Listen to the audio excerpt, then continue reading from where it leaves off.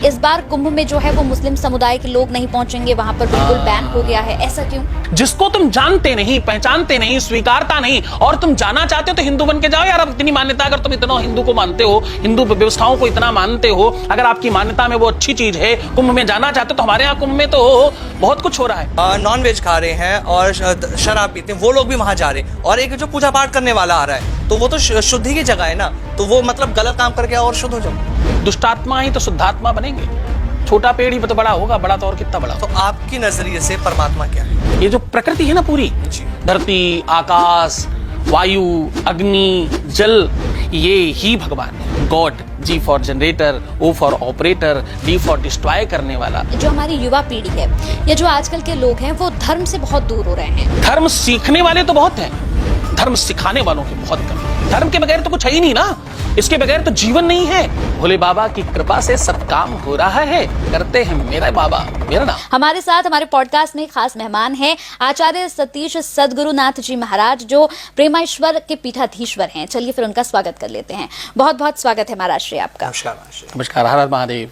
बिल्कुल महाराज श्री, सबसे पहला आज मेरा सवाल आपसे यही होगा कि कैसे आपने अपनी शुरुआत की, आपके जीवन में आत्मज्ञान की यात्रा कैसे हुई, क्या हुआ ऐसा जो आप इस रास्ते पर, इस मार्ग पर चले? अच्छा, बड़ा सवाल है, भारी बात है ये, कम शब्दों में बता पाना थोड़ा कंचन मुश्किल है इस बात को, क्योंकि किसी भी व्यक्ति का जीवन प्रारंभ स्वयं से नहीं होता, ये सब परमात्मा की इच्छा से होता है। हुई है वहाई जो राम रचि राखा, को करि तर्क बढ़ावई शाखा। परमात्मा की इच्छा से तो जन्म होता है, उसी की इच्छा से सारी व्यवस्थाएं बनती हैं।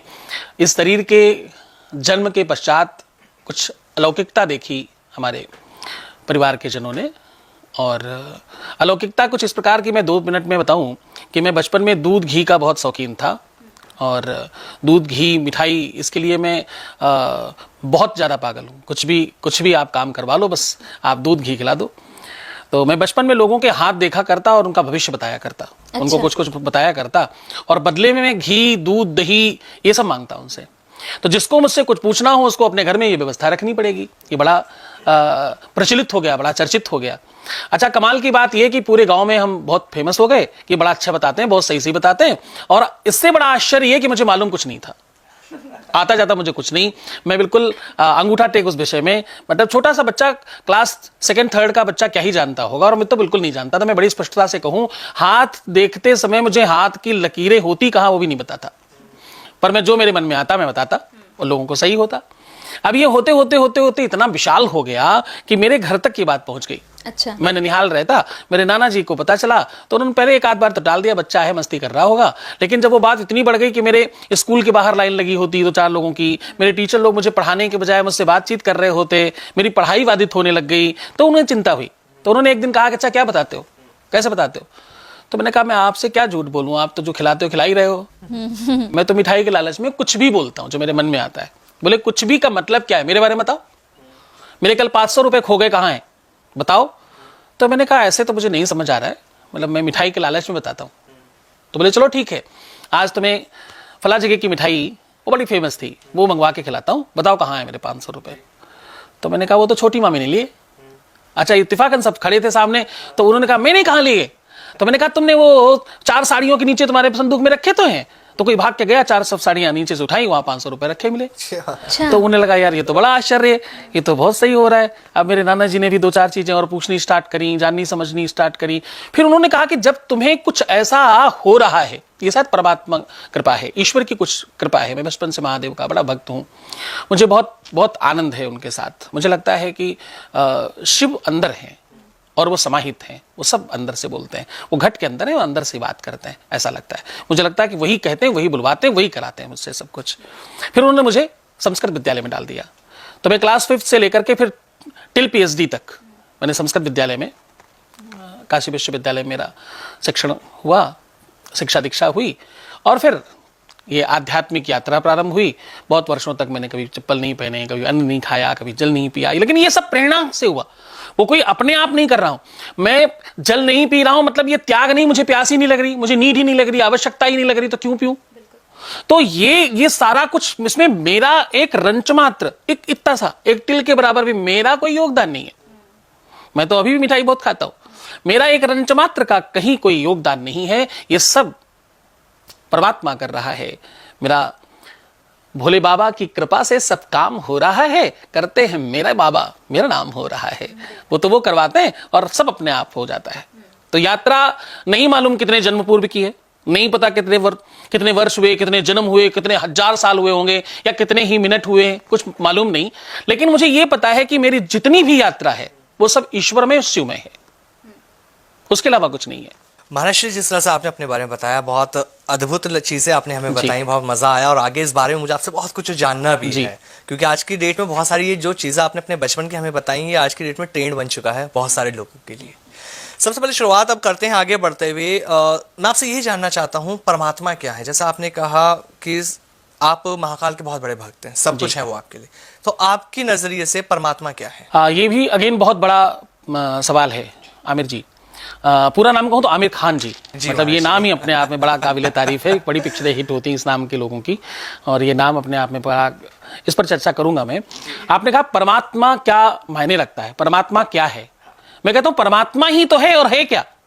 आप जरा चिंतन करके देखो, सोच कर देखो कि वो नहीं चाहे तो तुम बोल सकते हो क्या? बोलने की प्रक्रिया पर ध्यान दो, तुम बोलते कैसे हो? कोई गूंगा है वो भी मुंह चलाता है पर शब्द बाहर नहीं आते, तुम्हारे आते। तुम्हारी आंखों से दिखता कैसे है, जरा सोच कर देखिए, विचार करके देखिए।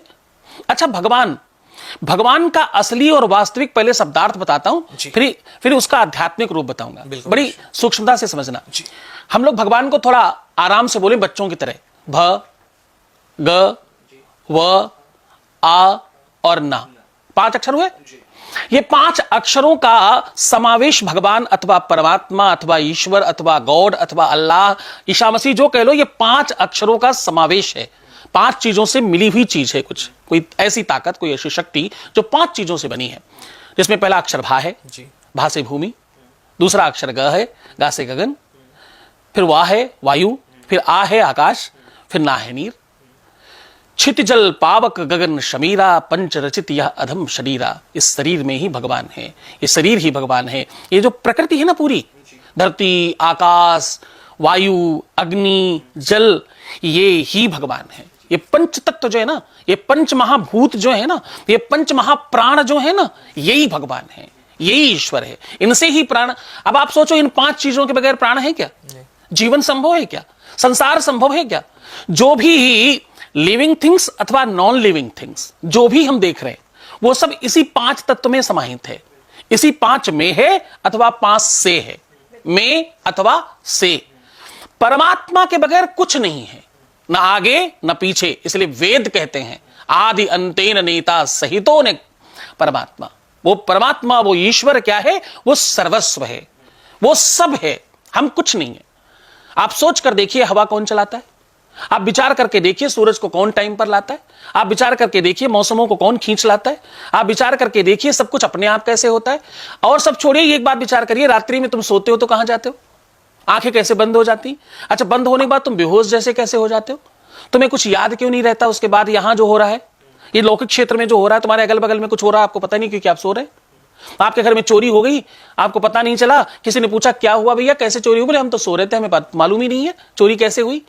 पर तुम कुछ और देख रहे होते हो, तुम कहीं और होते हो, और वो बोला बिल्कुल सत्य लगता है। आपने स्वप्न में देखा शेर दौड़ा रहा है, भाग रहा है शेर पीछे पीछे, और आप भागे जा रहे हैं। अचानक शेर खाने वाला था, आपकी आंख खुल गई।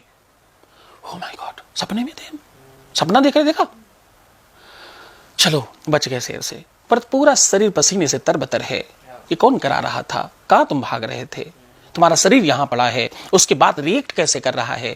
किसी भी सोची हुई, किसी भी देखी हुई चीज पर आपके शरीर ने रिएक्ट किया कैसे? वैसा ही अनुभव हुआ कैसे? बिल्कुल एज वेल एज अनुभव।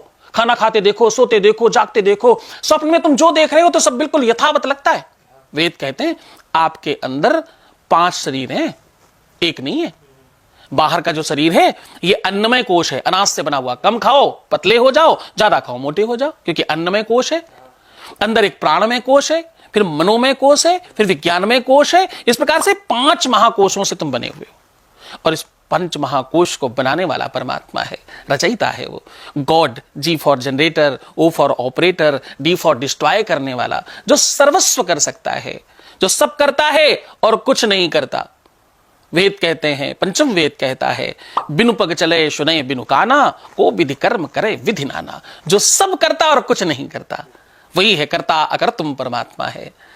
उसकी क्या क्या व्याख्या की जाए? उसकी व्याख्या करने के लिए तो मुझे लगता है कि वर्षों कम पड़ जाएंगे। हम सब पूरा जीवन उसी की व्याख्या करते हैं। कथाओं में 7-7 दिन 9-9 दिन कंटिन्यूटी, वही एक व्याख्या तो है कि परमात्मा है क्या, what is the meaning of परमात्मा, वो कहां है भैया, इसको क्या बोलते क्या है, ये समझा कैसे जाता है, इसका अनुभव कैसे हो सकता है, इसे कैसे जाना जा सकता है, कैसे इसे महसूस किया जा सकता है, कैसे उसमें जिया जा सकता है, ये क्या है, यही तो परमात्मा है।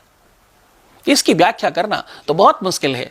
वेदों ने कहा अंतिम में, मतलब सोचो 18 पुराण लिखी गई, 6 शास्त्र लिखे गए, फिर 4 वेद लिखे गए, न जाने कितने उपवेद लिखे गए, न जाने कितने समास लिखे गए, न जाने कितनी हजारों करोड़ों ग्रंथ लिखने के बाद अंतिम में पुराण कहते हैं, सारे लोग मिलकर क्या बोलते हैं, बोलते हैं असित गिर समस्यात का जलम सिंधु पात्रे सुरतर वरुशाखा लेखनी पत्र मुरबी लिखत यदि गृहीत्वा शारदा सर्वकालम तदपि तब गुणा नाम ईश पारम न याति। बोले स्वयं शारदा लिखना शुरू करें और समूचे धरती की तख्ती बनाई जाए, मतलब लिखने वाला पेपर बनाया जाए, और सारे जितने तरवर हैं, जितने वृक्ष हैं, सबकी कलम बना दी जाए, सबको मिला के, हाँ, और जितने पहाड़ हैं सबका चूर्ण बना के समुद्र में डाल दिया जाए, उसकी दबात बनाई जाए और उस पर लिखना शुरू किया जाए परमात्मा क्या है, तब भी मुश्किल है, तब भी संभव नहीं है, तब भी